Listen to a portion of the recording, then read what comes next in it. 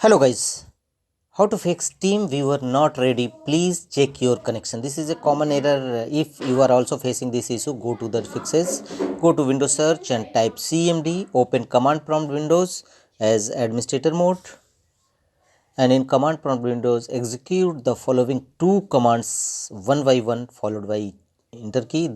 Both these commands you will also find my video's description. You can copy from there, copy and paste, press enter. The also second command, copy this and paste in command prompt Windows and press enter and check whether your issues resolved or not. If not, you should go to the next fixes as described in this video. Go to Windows search for ncpa.cpl to view the available network connection in your Windows 11 and Windows 10 system. Open it, go to your Ethernet connection, right click on it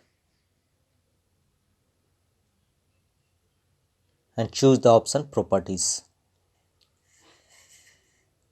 Here double click on IPv4 network connection and choose the following DNS server address 8888 and alternate DNS servers 8844 and press OK.